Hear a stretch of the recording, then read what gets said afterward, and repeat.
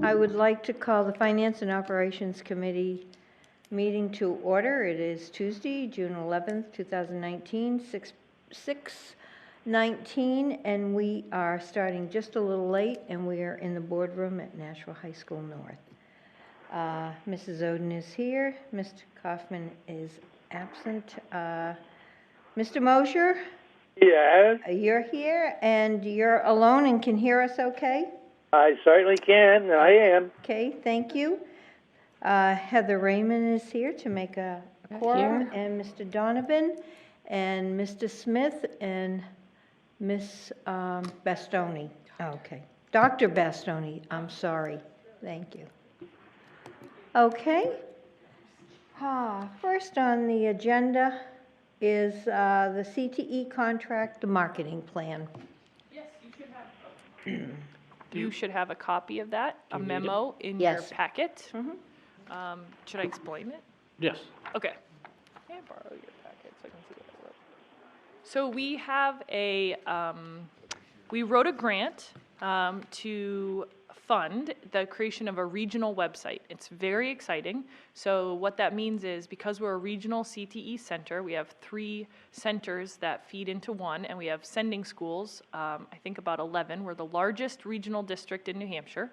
And we wrote a grant to create a website that would be a regional website, so parents could click on automotive and it would show them where the automotive programs are in our region. And it would also have overlapping calendars, because often we hear one of the struggles parents have is knowing when school is closed in Nashua, is it also closed in Milford, and delayed days. And then also it would have a application when you apply to be in a CTE program that would be online. So a parent could sit down with their student at home and apply, and it would be emailed right to the center. And then we would have matching websites for each center that would have a familiar feel. So the goal is to build a brand around CTE so that people start to recognize it. And this grant was approved for almost $70,000 because they'd like to make this model for the whole state. So the idea is we would, start it out, and then the state would pick it up. Because imagine if you had a state of New Hampshire and you click automotive and all the auto programs show up across the state, and you can find out if they're full or where your child could attend. So so that's the idea. But in the grant, we put some funding for a consultant to manage the project, because it would be a lot for me to manage that or for Mike to manage it. And what will come of this consultant, we selected a consultant who has a background in newspaper. He's a newspaper reporter. He also has worked for us before very successfully. He helped us do our brochure. And the same company that did the brochure is doing the website. So we selected Mr. Moore, and what's really neat is the content he creates, we will then share with all centers across the state again. So if there's a description of auto, everyone will have access to that. So I guess what I'm asking you to approve is to approve hiring Mr. Moore to be our consultant at a cost of $20,000. And we did put an RFP out, so we solicited an RFP, and he was the one, Donna, Mike, and Garth and I all met, opened them together publicly, and then selected David Moore. So I guess I'm asking if you would approve hiring him, and or if you have any questions. Yeah, question. This is completely funded by the grants? Completely funded, no cost. In fact, the district, I don't want to say makes money, but we did put into the grant the cost of indirect costs. So it brings into the district $2,113.83 just to manage the grant. So we make a little money. I love it. Yes, thank you. What's the name of the grant? It's an innovation. I don't know why I didn't put that in here. Oh, there it is, the innovation grant. Yes. Okay. I have a question. How many applicants did you have? One. Just one?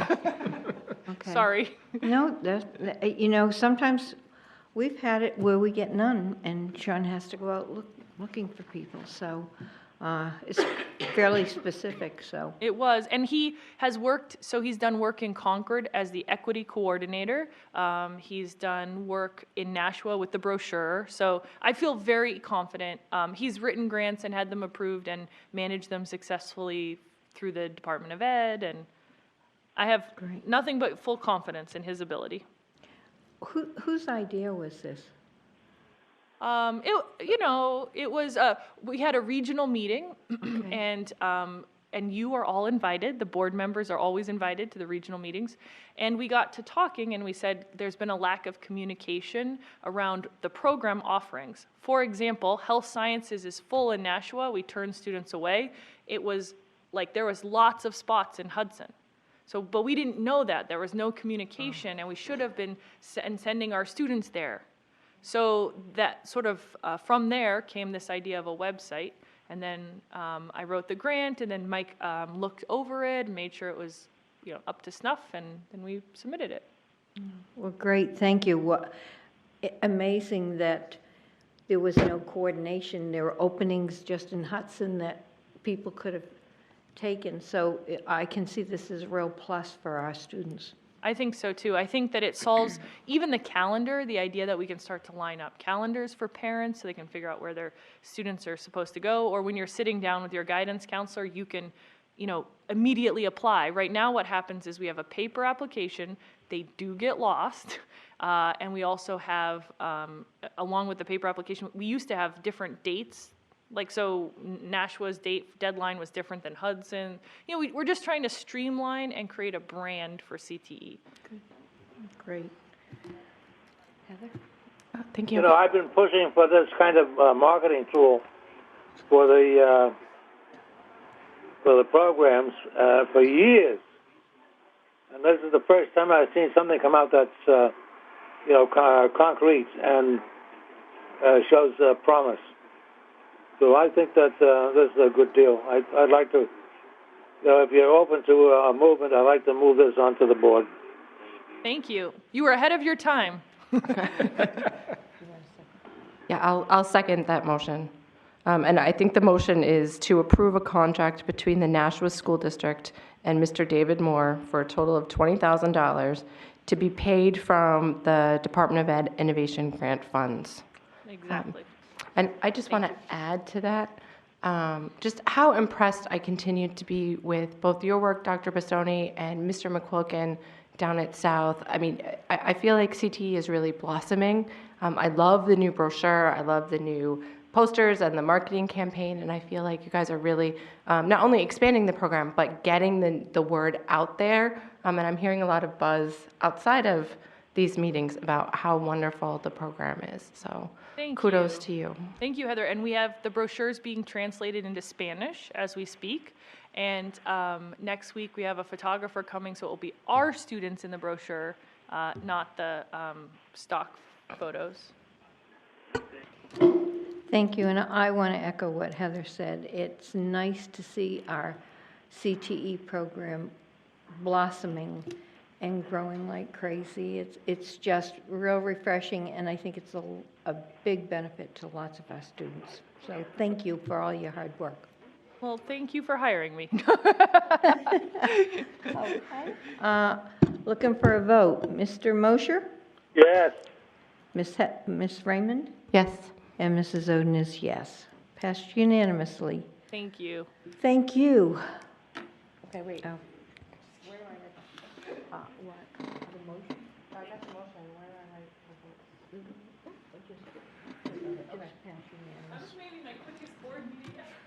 Oh. We like them that way. And Yeah, thank you so much for waiting, Dr. Thank Bastoni. you. Thank you. Okay, the next on our agenda are the special education contracts. Okay, so you have in front of you a package with 1, 2, 3, 4, 5, 6, 7, 8 contracts. So maybe we can go through each one quickly, and then maybe the motion can be to approve the 8 contracts Okay. instead of going through each one. But we will sort of run through each of the contracts. The first one is with Clark Associates. Clark Associates provides occupational therapy services for our special education students. We've been with this firm for a long time. Speaking with Marcia Bagley, the Director of Special Education, we're probably going to go out to bid for this one and the physical therapy next year, but she thought one more year. This is her second year as director. She didn't want to change out. A lot of these staff members have been here a long time, so we just thought if we were to do that, we would start earlier in the process. So the first one is with Clark Associates. As I've said, they've been here a long time. It's for not to exceed $847,000. Last year, the amount was $843,000, so it's a small increase in total dollars, and the hourly rate is only an increase from last year of 0.8%. You will note on Addendum A in the contract that the amount that they're suggesting is $2,881 more than the contract. What the special ed department, this is what they budgeted in their operating budget. If it is $2,880 higher, they'll either use some other operating budget funds or they'll maybe use the IDEA grant. But for the most part, we have in the operating budget $847,000. So that's what the contract is for. Okay, thank you. Physical therapy, ABC physical therapy, $223,000? Yes, same, as I said, they've also been with us for a long time. It's pretty much the same amount as last year. It's actually $2,000 less. The rate has gone up, the hourly rate, but I guess they're suggesting that there's going to be fewer needs for the services in total. So last year it was $225,000. This year we're suggesting $223,000. As I said, it's a 3% increase in the hourly rate, but in total, it's pretty much about where we were last year. So. Okay, thank you. Micro Society Academy Charter School, $62,000 for para-education services. Okay, so I'll speak to Micro Society and the second one, the one after that, which is Gate City Charter School for the Arts. Both of these are to provide para-educator services to Nashua School District students attending these charter schools. So if a special education student with an IEP attends one of the charter schools, we, by state law, are still required to meet the needs of the IEP. So we've done it a couple different ways. The school hires a para, then we pay them for the para, or sometimes we'll hire the para and the para will go over there some of the time. For Micro Society, it's $62,000, which says that they probably have 4 to 5 students that are going to require some para needs. And for the Gate City, it's only $15,000, which says it's probably 1 or maybe 1.5, whatever students that will require the services. Thank you. I was going to ask about the $62,000. I was wondering how many students that covered. Do we still figure $15,000 a para? If we were to hire the para, yeah, $15,000 for a para to start. If the para was going to spend all their time there. See, sometimes the para isn't there 100% of the time. Okay. So the Micro Society has 4 paras, and you think maybe 1 to 1.5? Okay. Yes. Okay. And the next one is the Carroll Center for the Blind for $40,000. Okay, each year we have a contract with this group, deals with our students with visual issues that have IEPs. Last year, the total amount, we had a contract up to $50,000. We didn't spend all that. So this year we're suggesting the sum not to exceed $40,000. Okay. And the next one is the Literacy Learning Solutions for $40,000 to provide Orton Gillingham tutoring services for special specific special education students per their IEP. Okay, so Orton Gillingham is a special reading, which I'm sure Mrs. Oden knows a lot more than I do, but it's a special reading program. It is, so this company will provide up to $40,000 of services to help certain students that are using this program. We did at the end of last year, we have, I believe, 6 to 7 of our teachers taking the Orton Gillingham training. They may have just finished or they'll be finishing soon. So hopefully this number will start to go down. Part of the problem with having a small number like that, it's a good start, but if the student that needs it isn't in the school, then that teacher, we're not moving teachers around. They don't just use the Orton Gillingham. They might be, a 4th grade teacher at Maine Dunstable or something. So our goal is to train more teachers as we go on, and then maybe we can drop this amount to a much lower level. But for now, Special Ed Department would request up to $40,000. Okay. Next is the Boothby Therapy Services for $30,000 to provide alternative augmentative services to Nashua students per their IEP. And this, we've had this for the last number of years also. They work with the students that require this per their IEP. It's $30,000 this year. It's been $30,000 for the last couple of years. It's a limited number of students that require this. Okay, and the last one is Rethink for $14,500, special education software to be used by special education instructors. Okay, this is a software that we've used. We used to use it in more of our classrooms. The number of teachers using it has declined somewhat. So last year, I believe we had about $25,000 that we paid for the software. But since there's going to be fewer teachers using it, and then we reached out to the company also. So for $14,500, this will be able to be used by 35 teachers and up to 90 students. Okay. Can I ask, what are the teachers who are no longer using this using? There's another software, and I can't think, do I have it from last year? But there is something else. There's 2 options that we have. Okay. I don't have it here, Okay. but there were 2 options, yes. Okay. Just being inquisitive here. Yeah, no, I can find out for you. I'll No. send out an email. Anybody have any questions?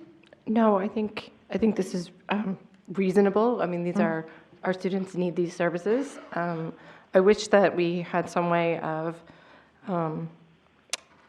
in keeping that money that we give out to the charter schools and keeping those students, but it is what it is. The only question I have is whether we need 8 separate motions to approve each contract individually, or if we can make one to approve all 8 as presented. I think we can do all 8 as presented. Yeah, I think the only thing that's a little, maybe you do 2 motions. The first 2 are the operating budget. Okay. And the next Okay. 6 are the IDEA grant, so maybe do 2 Okay. motions. Okay. All right. Then I would move that we approve the Clark Associates contract in the amount of $847,000 to be paid out of, do I need to say the whole, I guess I'm interrupting my own motion.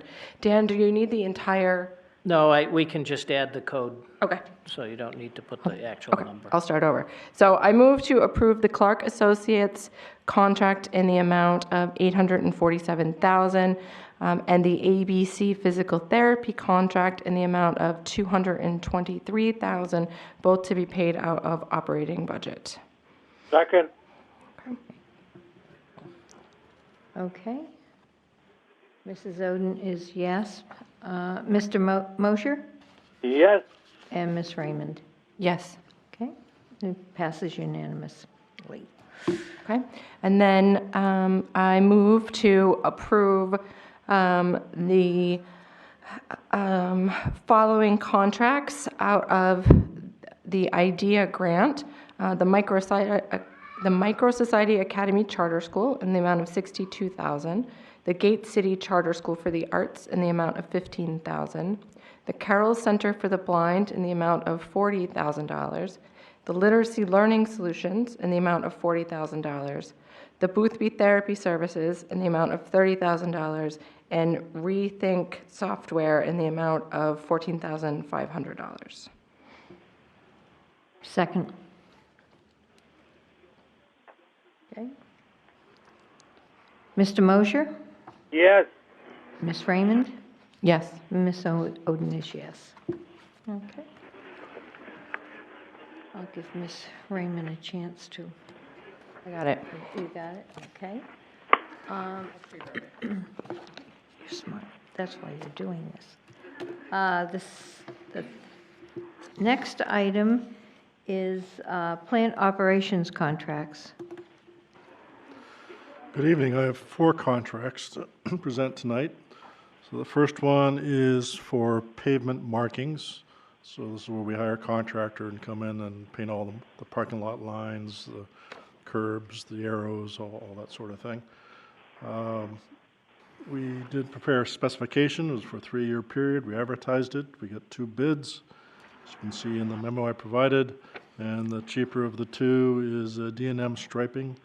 And they were, their bid was $17,280.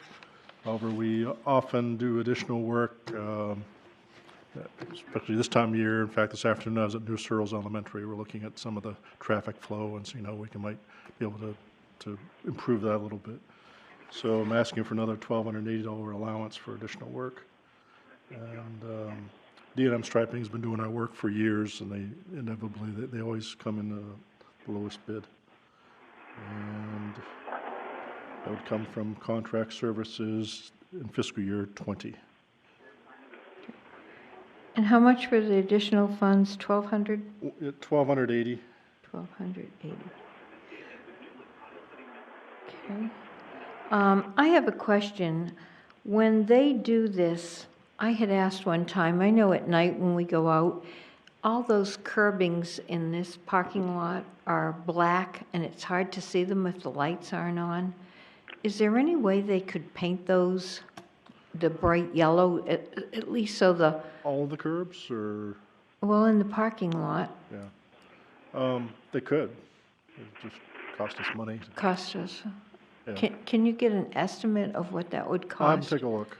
Okay, give thanks. us a quote for probably both high schools, or just want to start with this one? I would want to start with, I guess because I come here often, I don't know how often the other one has meetings at night that, I don't know what time the lights go off, but a lot of times when we leave, there are no lights in the parking lot. Yeah, this has the island type things where South doesn't have South is a that. little more open, right? Yes. Yeah. Okay, I'll do that. Okay, thank you. Okay, look, anybody else have any questions? Nope. Okay, I move, hold on. What did I do? Oh, there it is, I found it. I move to award the contract for pavement markings to D&M Striping in the amount of $17,280, which includes a $1,280 allowance for additional work. The funding will come from contract services in fiscal year 2020 from account 53628. Second. okay, Mr. Mosher? Yes. Ms. Raymond? Yes. Mrs. Oden is yes. Motion passes unanimously. Okay, the next contract is for summer paving work. So we prepared specifications, sent it out, got no bids, and so we had to beat the bushes, as it were, to see if we can find some people that would be willing to do the work. We even talked to DPW, because they hire a company every summer to do their paving throughout the city. But ultimately, we did receive There was two bids, the lower of which was from Hudson Paving.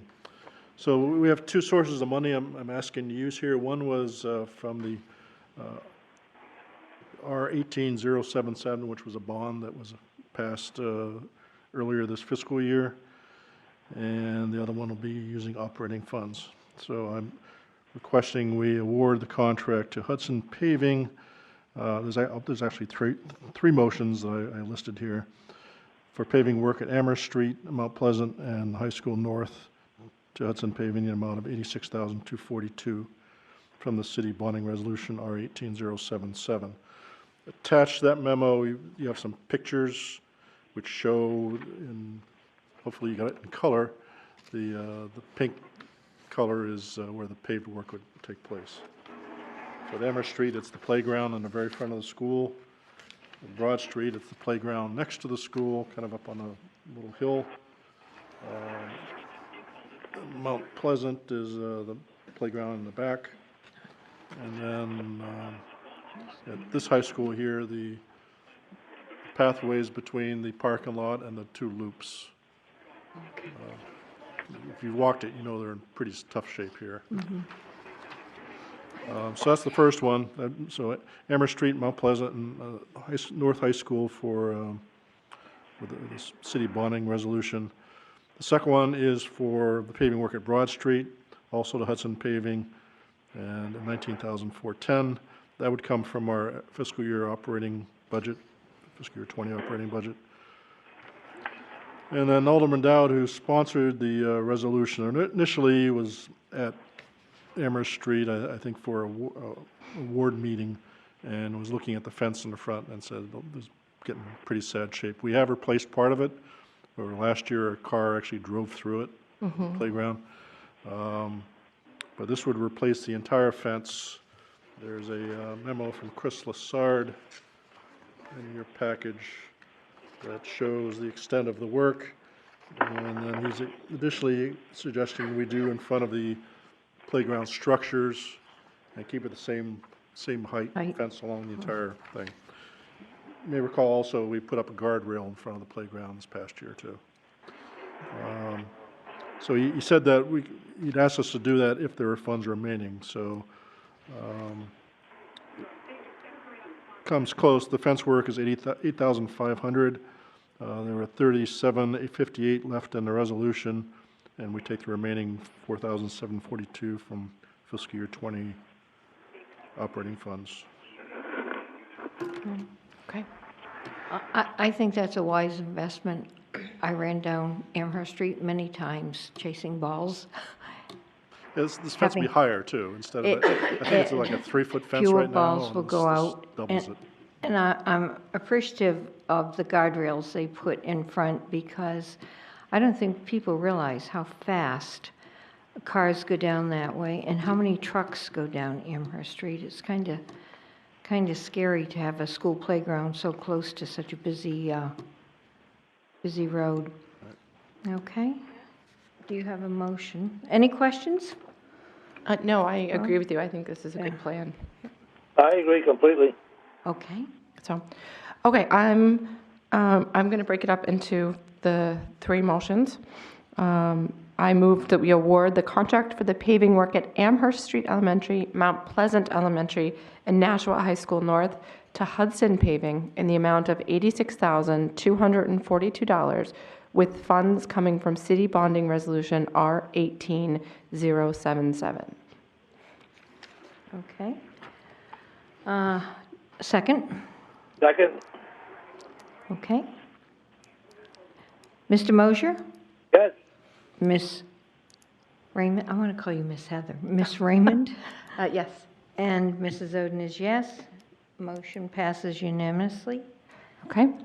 I move to award the contract for paving work at Broad Street Elementary School to Hudson Paving in the amount of $19,410, with funds coming from fiscal year operating budget line 54280, which is building grounds maintenance. Okay. Looking for a second? Second? Okay. Any questions? Mr. Mosher? Yes. Miss Raymond? Yes. Ms. Oden is yes. Motion passes unanimously. Okay. And I move to award the contract to replace the fencing at Amherst Street Elementary School in the amount of $8,500. $3,758 of this money shall come from Resolution R 18077, and the remaining $4,742 from fiscal year operating budget line 54280, Building Grounds Maintenance. Looking for a second? Second. Okay. Any questions? Mr. Mosher? Yes. Ms. Raymond? Oh, wait, we don't have another motion. I thought you just made it. Oh, yes, I'm sorry, I got confused. That's okay. Yes. And Mrs. Oden is yes. Motion passes unanimously. Okay, my next one, I think I have this, I don't have an allergy or something because my throat's not feeling that great right now either. So this one's for generator replacement. And looks like the memo that was in your package got it truncated. Mr. Donovan, or whoever copied this didn't get the whole memo that I originally sent. So I'll read the memo to you. So City Bonding Resolution R 18077 provides $85,000 to replace the emergency generators at Bicentennial and Dr. Crisp Elementary Schools, also converting them from oil to natural gas. Bids were solicited from known generator companies, one company declined to bid, one company bidding, and a third company coming in actually this week to estimate the work. The bid in hand is from Powers Generator. The Bicentennial generator costs $45,650, and Dr. Chris $44,250 for a total of $89,900. So we're recommending award the contractor for generator replacement in the not to exceed amount of $89,900, with $85,000 coming from the city bonding resolution, R 18077, and $4,900 from fiscal year 19, so the current operating year budget 61,299, which is miscellaneous supplies. We'll award the contract to Powers Generator unless the company coming in this week is less, and that company's Milton Caterpillar. So if you don't have the full memo, maybe I'll bring this over and You want the full memo? Would that help? put a motion. That would be helpful, yes. I'm trying to write it down very quickly, and I'm not being successful. Thank you. Okay. Mr. Smith, these are both emergency shelters, both of these schools, or no? They are. They are, okay. So this has to happen. Okay.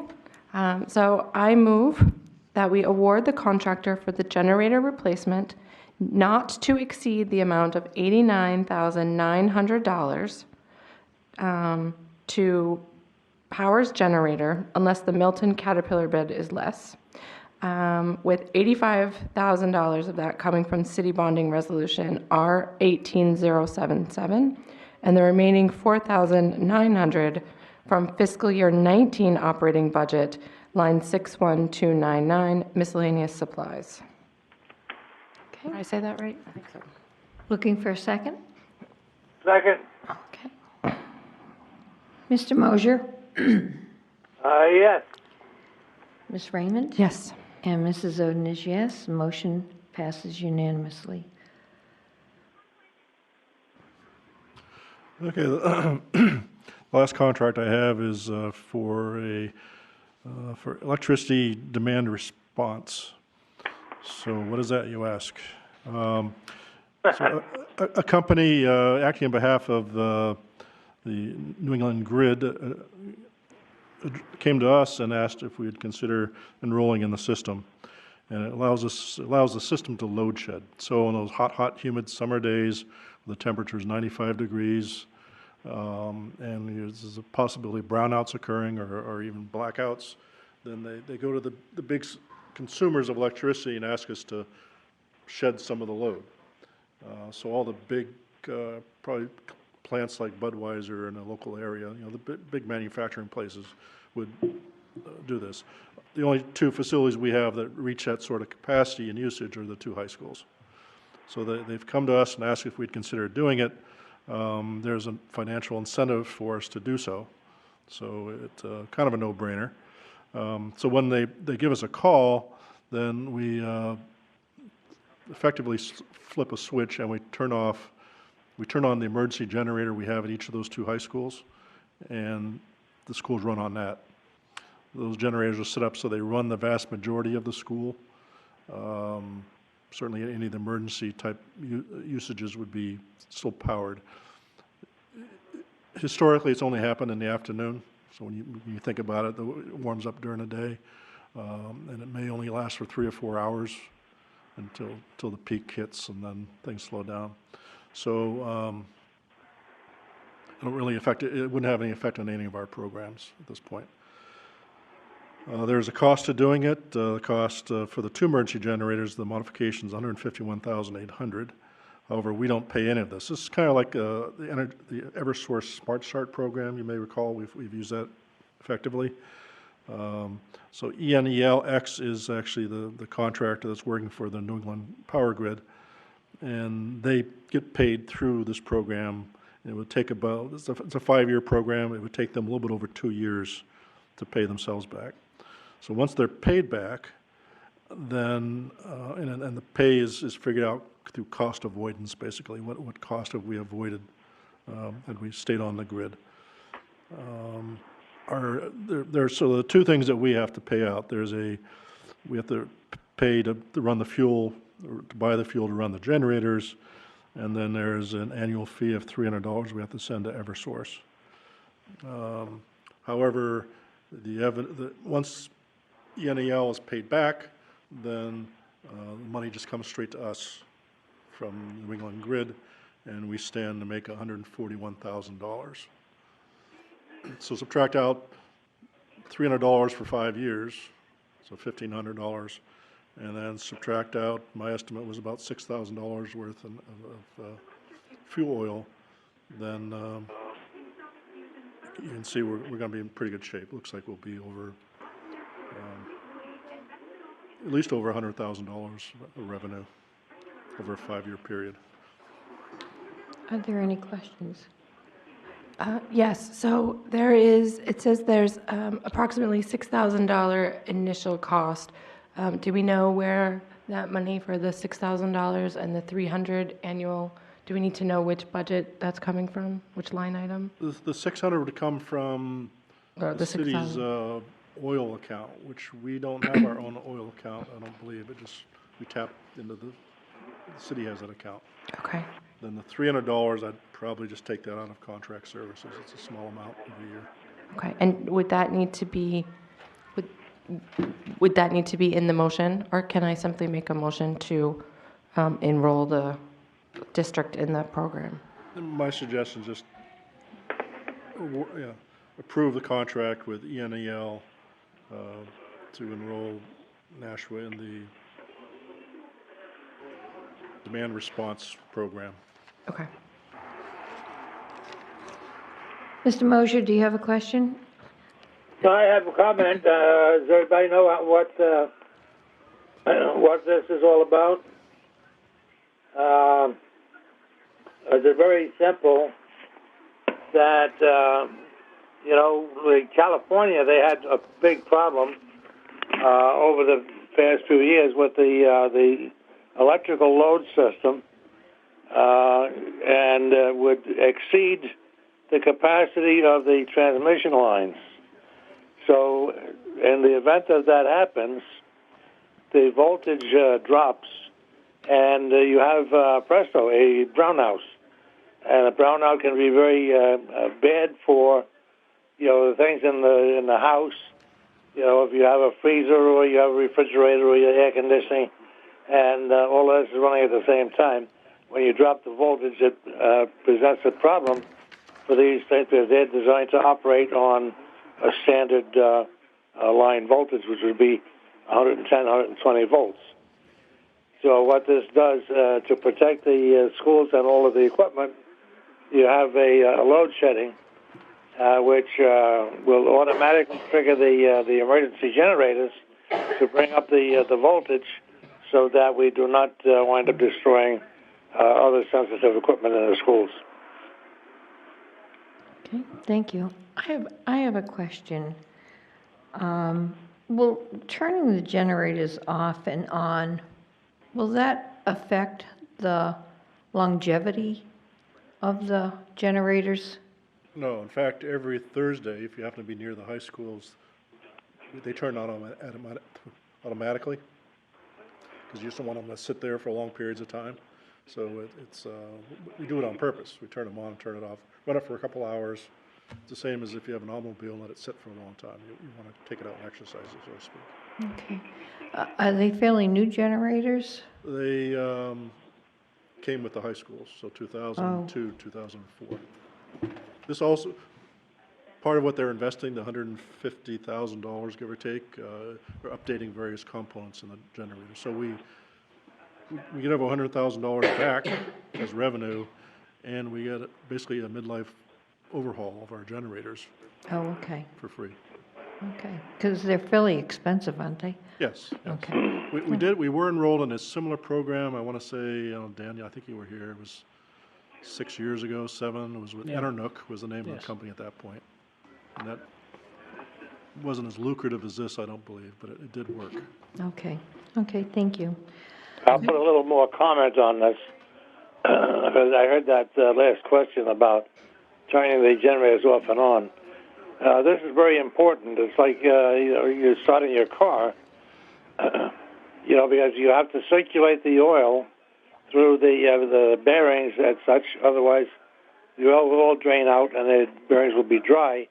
And you go to start it and create a problem. Another thing is that the batteries that are used in the emergency situation, they have to be kept up to charge.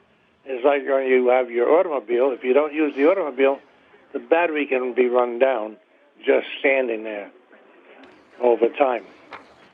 So this is a necessary thing to make the generators work a little bit, and to keep the oil circulating, keep the batteries up to snuff, and it's actually good for the equipment to operate it intermittently to make sure that everything stays in good condition. Okay, thank you. Board of Education learning a lot about this. One question, this revenue and this deal, if they never call us because there's no need for this, we have cool summers going forward, let's say, is it still the same deal in pricing? Or it's only if they call upon the need? There is, I think, because I tried to read it several times, I believe what happens is there's no cost to us still. I mean, there's no cost for fuel, for example. And the worst case is we walk away with upgraded generators and no revenue. But no revenue, okay. Okay. All right. Ms. Okay. All right, I move to approve the contract with NELX to enroll the school district in the Energy Demand Response Program. Second, Mr. Mosher? I said yes. Ms. Raymond? Yes. And Mrs. Oden is yes. Motion passes unanimously. Is that all for you tonight? Well, there's another thing. I have something to report on lead testing, the but you have water another test. thing on the agenda before me. Well, why don't we go out of order and do your water test results? I think Dan did that on purpose. He wanted to I keep me did, here I long. wanted to see if someone would do that or not. No, we're generally nice people. He already had to wait one time. Let's, give the man a break. So this is just an update, so it's actually very good news. So as you know, we've been testing all the schools' drinking water for lead. It's part of a state mandate. And we've completed all the testing.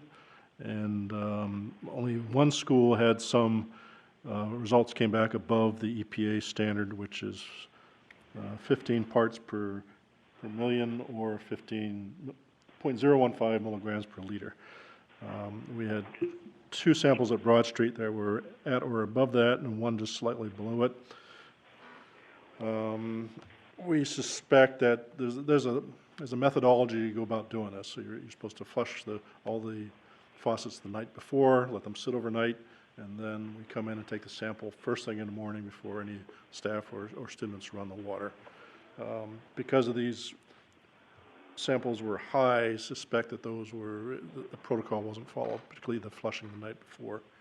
So just to be safe, we went back and we're testing them. We did samples last Wednesday. We haven't got the results back yet. So before we get too excited with having to do something at Broad Street, I'm just suggesting we hold off on that. It's just, you may remember 2 or 3 years ago, we did some testing across the district. It was random. We had no issues at Broad Street that I remember. So all the more reason to go back and double check. Where we did find the elevated levels before, it was a faucet and a kitchen or that sort of thing, part of the local plumbing, so we can take care of it. So I'm feeling pretty good about it. I think next time I meet with you, I think we should have a clean slate. If they do still come back above the threshold, then we'll take whatever measures we need to. I'm hoping it's not a major plumbing, and I doubt very much it would be. I have one question. It's $10 per sample. How much did this cost us? I haven't totaled that up, but I was doing it in my head as we're talking. So I would say less than $10,000. Do we get any type of reimbursement from the state? No. There's a program that the state did set up if we have to take measures to, if we do find things To remediate? to remediate, yes. Okay. So those funds are available. Okay, thank you. I have a question. Okay, Mr. Mosher? Yeah, Sean, have the water in been tested for its pH? See if it's acidic at all? Because if water that tends to be a little bit acidic, that can raise the amount of metals that may be in the plumbing. We haven't tested. I'm pretty sure Pennachuck Waterworks tests for that stuff. It has to test for it. There's national regulations that they test. I'm pretty sure that's one of the things. I can talk to them and see if they have. I mean, even for us to do a pH test is nothing. I mean, that's a simple test. Yeah, I would check it out just for the heck of it. Okay. So I was going to say, so this program is if you have 3 straight testing years without any bad results, then you're clear. But we have to go through this process 2 more times. So it's every 5 years. Oh, I was going to say, it wouldn't be next year, it's in another 5 years. Correct. Okay. Okay, well, thank you. I think, no, that was just an update. Okay, thank you so much, Mr. Smith. Okay. The next item on the agenda is the legal contract with the attorney. Yes, Attorney Clausen sent us an email requesting an increase in his monthly retainer effective September 1st of this calendar year. Currently, the rate is $3,250 a month. He's requesting an increase to $4,000 a month. This would be a 6-month contract. Typically, we do 6-month contracts with Attorney Clausen. They sort of turn into year-long contracts. Okay. Though they specifically state 6, so we just keep going there. Knowing what he has worked on from the administrative side, I'm not sure of all the things he's working on at the board side, but I'm sure the board does. Based on what his rate is, if we were to go back to an hourly method, I think this is a good deal. Now, if the usage stays the same, this is a good deal. If we decide to start using him less, then we might want to take a look at it. But I think based on what I see coming forward the next 6 to 9 months, I think this probably makes sense. Ms. Raymond? And isn't that the idea behind the 6-month contract, so that we can evaluate every 6 months the amount of time Yes. that he's committing? Excuse me. I tend to think that this is a reasonable request with the number of contracts that have come up that he has been working on for us, and the amount of work that he's been doing for the board as of late.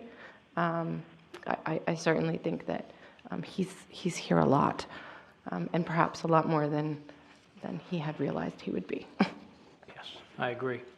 So I move to approve a 6-month contract with Attorney Clausen in the amount of $4,000 per month beginning September of 2019. Second. Okay. Mr. Mosher?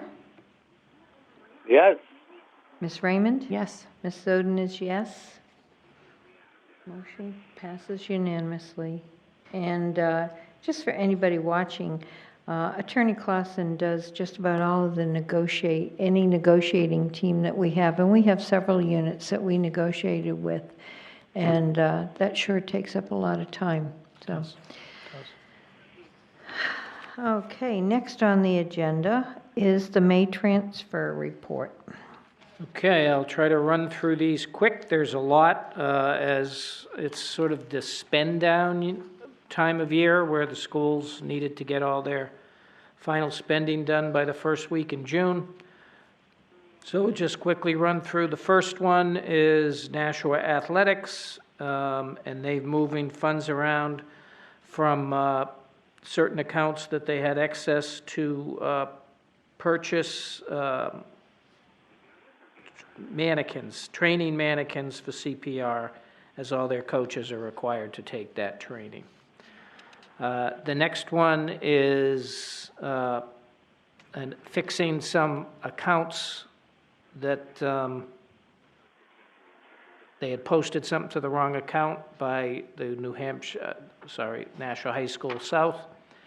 The third one is also from South, and they were consolidating funds to purchase paper, postage, and some Chromebook carts. Broad Street, transfer all of the above, a number of supply accounts into the computer line so that they could purchase 10 Chromebooks and 1 cart. Bicentennial, they took it from their paper line, they had extra funds, and they're using it to buy some new 5th grade chairs. New Searles Elementary, moving it from various supply accounts to purchase new table for the cafeteria. Fairgrounds Elementary, to secure a climbing wall for the gymnasium. Interesting. Yeah, maybe I'll go try it sometime. Fairgrounds? Yes. We'll make Fairgrounds sure you Elementary. invite us so we can watch. As long as there's a pad underneath it. Okay, next one, Nashua Athletics. And this was moving some excess money they had in the officials line to cover the reconditioning of the helmets for the football team. Birch Hill used supply and conference money to purchase projectors.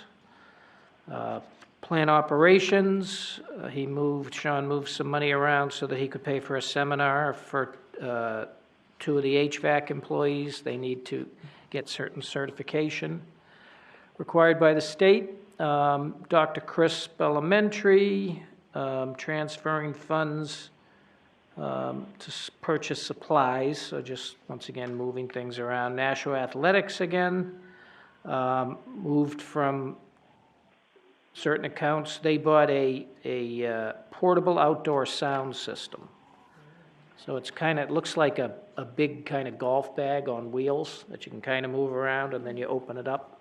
So that can probably be used for the high schools and middle schools as well as athletics. It's not just necessarily for them. Elm Street purchased furniture for 2 classrooms. That's $1,200 they moved. There's another one from Elm Street. Purchased Chromebooks for a blended learning initiative. And then there's another one for the same thing from Elm Street. And then the Nashua Technology Center moved funds from computer software to pay for a contractor. They had started using this contractor, and then they extended his contract, so they needed to find more funds for that. Nashua High School North, moving from dues and memberships to purchase supplies. North, doing the same thing to buy for CTE supplies. And then there's another one for the CTE supplies.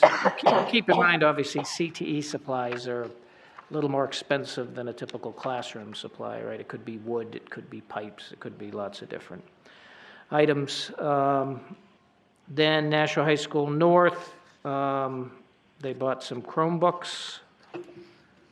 Plant operations needed to cover, they had probably an error in the budget where they needed to cover building and grounds maintenance, and they moved it from their miscellaneous supply account. Nash High School North, once again, more CTE supplies. Birch Hill projectors. Science equipment at South from supplies to equipment. Maine Dunstable from supplies to computer equipment for Chromebooks. And last but not least, the Assistant Superintendent's Office moving money from program services to additional hours to pay teachers/coaches for curriculum writing. So this is going to be the largest month that you'll see all these entries. And as I said before, this typically does happen, especially at the elementary and middle school, especially the elementary. They don't get a huge amount of funds. They sort of spend what they need to spend. Then when it comes down to the end, they can purchase things like furniture and Chromebooks and things that aren't given to them on as part of the general budget. Okay. Any questions? Ms. Raymond? I have a procedural question. Oh, this is 1,000. Sorry, I was reading something thinking it was 10,000, so never mind. I'm sorry, what was that? I misread something, so I retract my question. None of these have to be approved separately, No. do they? No. Okay, yeah. That was my question. I had misread one of Lisa Gingras as 10,000, but it's not. It's 1,000. Okay. Clearly a need for more cold medicine. Okay. I'm looking for a motion. So I move to approve the May 2019 Nashua School District Transfer Report. Is that right? Second. Mr. Mosher? Yes. Ms. Raymond? Yes. Ms. Soden is yes. Motion passes unanimously. And now the FY19 year-end forecast. Yes. So we'll do, there's the financial report in your package, and then there's also here's the 1 page, well, 2 pages. Mr. Mosher, sorry, I carried this in, so you don't have it with you. So basically, I updated the forecast today.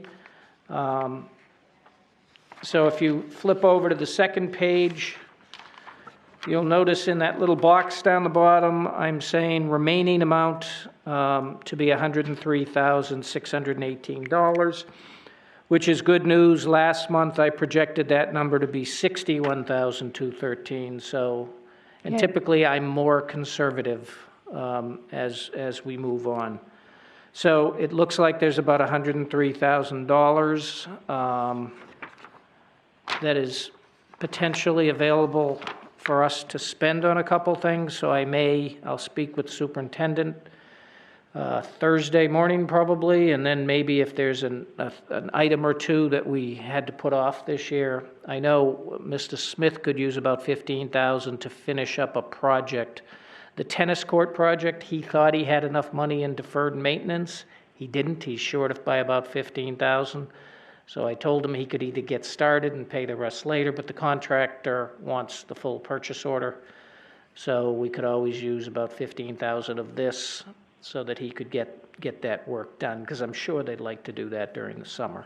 Yeah, and that's a safety issue. Some of those cracks are big enough to twist an ankle or Definitely. worse.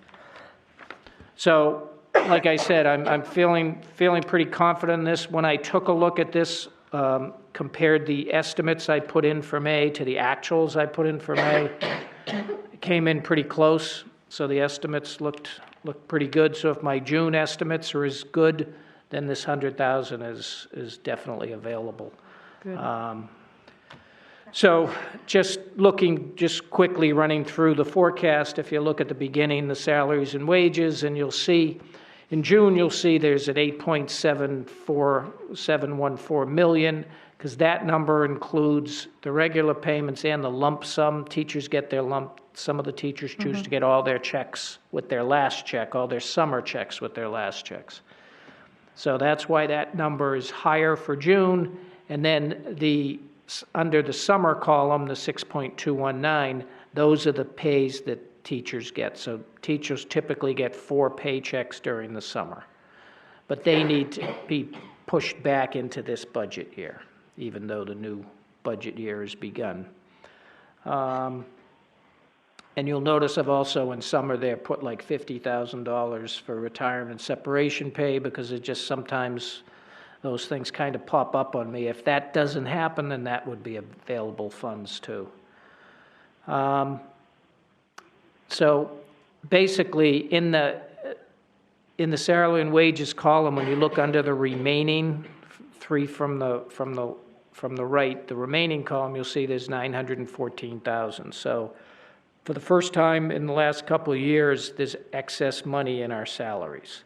Salaries are 80% of our budget, so you'd expect maybe you'd see this a little more frequently, but the last couple of years we hadn't. But that's good to see, and I'll talk a little bit as we move down. I'll talk a little bit more later.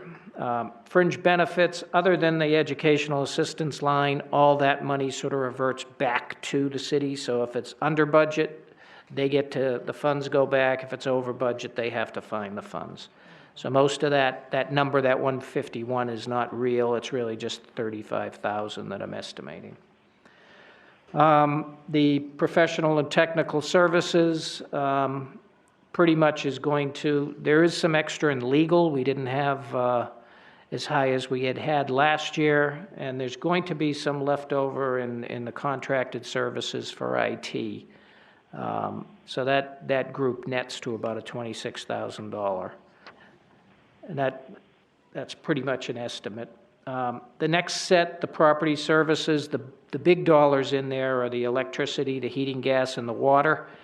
As you can see, we're sort of going to overrun the budget on electricity, but we should be well below on the heating, gas, and a little below on the water. So in net, this is something that I typically do have some money left over, so we should have about 160,000 or so left over in there, which will be helpful for when we get to our out-of-district.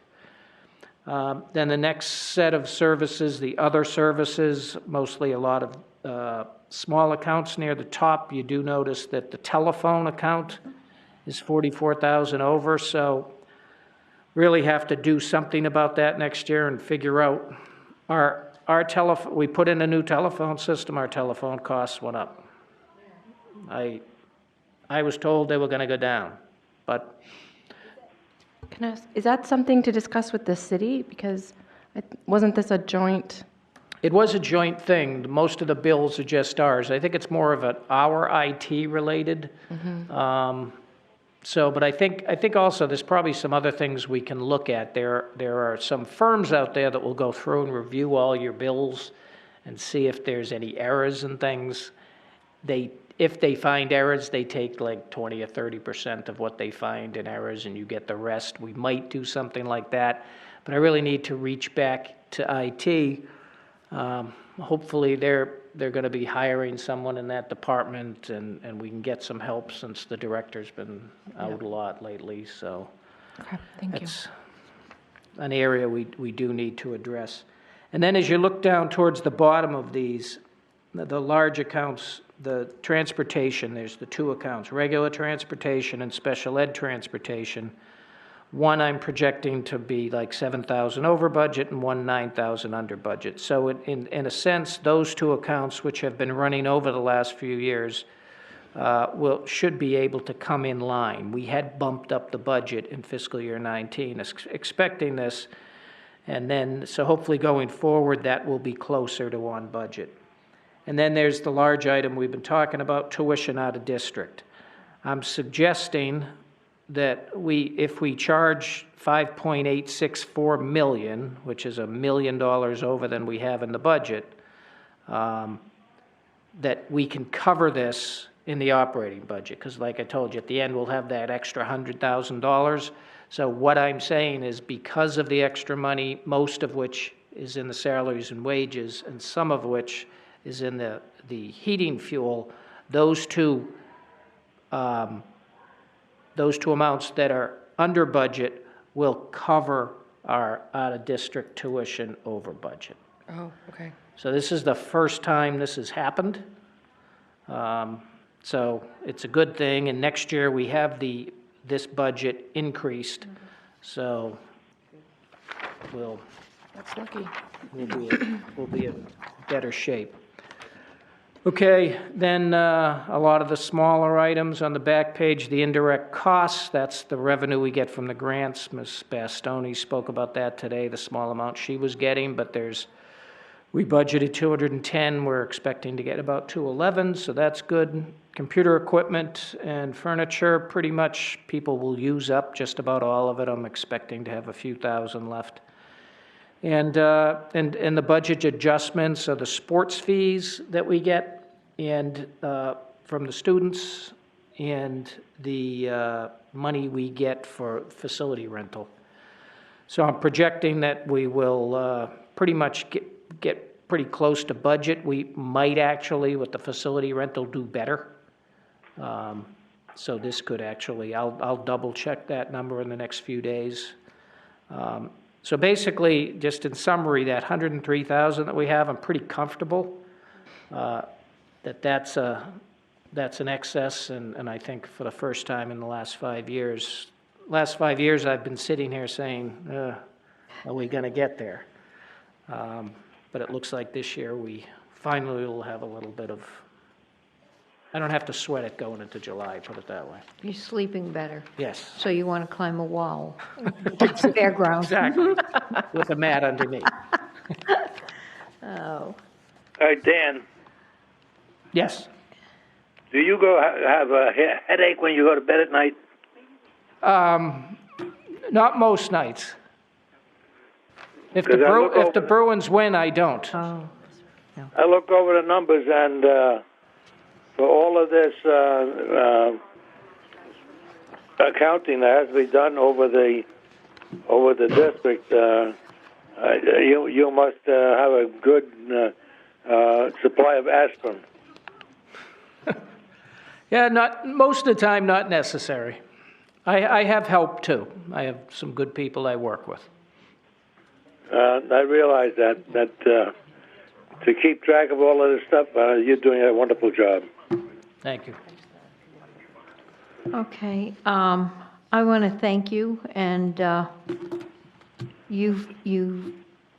every finance and operations meeting, you have gone over those numbers and just hoping that things were going to come out, and happy to say that the next 4 weeks you ought to sleep well.